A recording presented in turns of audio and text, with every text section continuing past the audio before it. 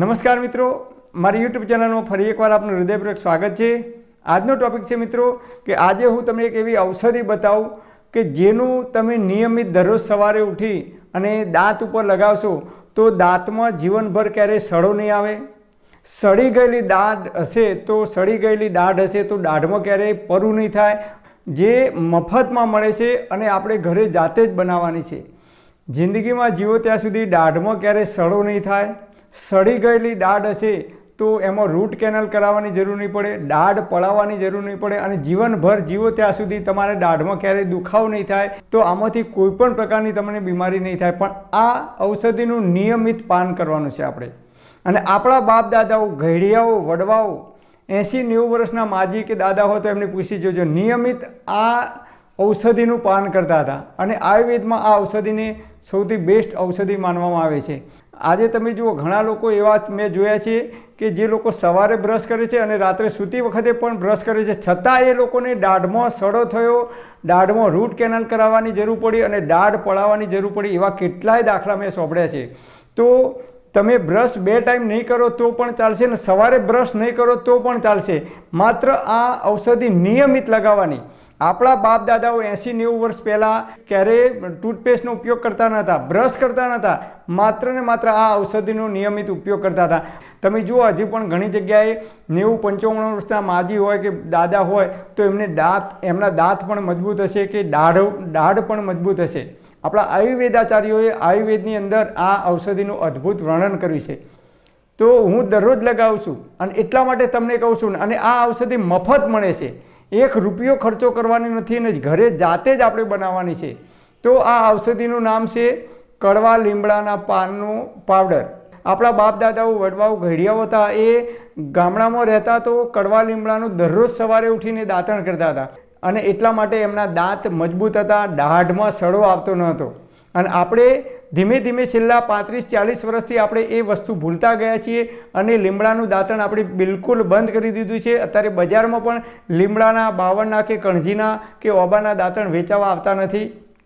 અને એક સમય એવો હતો કે બાવળના, લીમડાના, કણજીના દાંતણ બજારમાં વેચાતા હતા, લોકો ઘરે ઘરે ગામડાની અંદર વેચવા માટે આવતા હતા। તમે શહેરમાં રહેતા હોય કે ગામડામાં એવી જગ્યાએ રહેતા હોય ને લીમડાનું દાંતણ રોજ લાવવું શક્ય ના હોય તો લીમડાના પાન, જ્યારે પાનખર ઋતુ આવે એના પછી, પાનખર ઋતુ પૂરી થયા પછી લીમડાના નવા પાન આવવાની શરૂઆત થઈ જાય છે।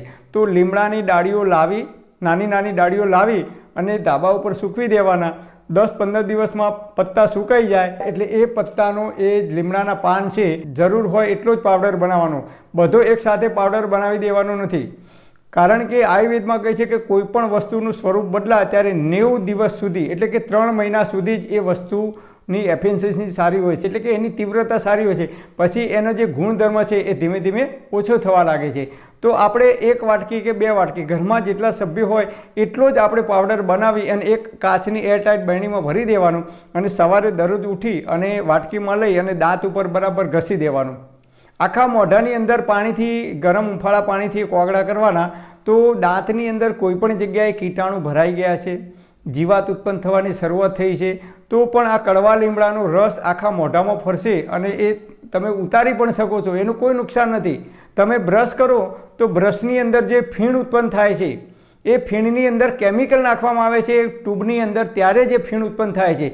અને તમારે જોવું હોય તો જોઈ લેજો, કોઈ પણ કોલગેટ હોય કે કોઈ પણ ટૂથપેસ્ટ હોય તો એના ઉપર વોર્નિંગ લખી છે કે 8 વર્ષથી નાના બાળકોથી આ દૂર રાખો, અને એ કદાચ ભૂલથી ખાઈ જાય તો ઇમરજન્સીમાં એમને હોસ્પિટલ લઈ જવા, ડૉક્ટરની સારવાર આપવી જરૂરી છે, એવું એના ઉપર વોર્નિંગ લખેલી હોય છે। તમે ગૂગલમાં સર્ચ કરજો કેમ લખી હોય છે, કારણ કે એની અંદર કેમિકલ નાખવામાં આવે છે જે ફીણ ઉત્પન્ન કરે છે। શેમ્પૂની અંદર ફીણ ઉત્પન્ન થાય છે, સાબુમાં ફીણ ઉત્પન્ન થાય છે, ટૂથબ્રશની અંદર ફીણ ઉત્પન્ન થાય છે, જ્યાં જ્યાં ફીણ ઉત્પન્ન થાય છે એ જગ્યાએ એ કેમિકલનો ઉપયોગ કરવામાં આવે છે અને એ કેમિકલ જો આપણે ગળી જઈએ તો એ આપણા બોડીને નુકસાન કરે છે। પણ આ કડવો લીમડો છે, તમે ગળી જશો, એનું પાણી તમારા પેટની અંદર જશે તો તમે જીવનભર ક્યારે આપણને તાવ પણ નહીં આવે, કારણ કે કડવો લીમડો છે એ લોહી શુદ્ધ કરનારું છે।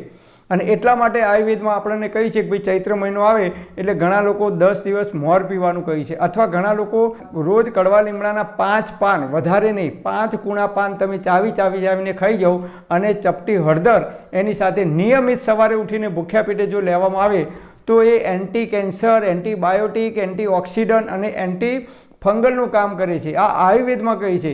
તો આ રીતે તમે આનો ઉપયોગ કરી શકો છો. પરમપિતા પરમાત્મા આપ સર્વેને તંદુરસ્ત અને નિરોગી રાખે એવી હૃદયપૂર્વક મારી પ્રાર્થના.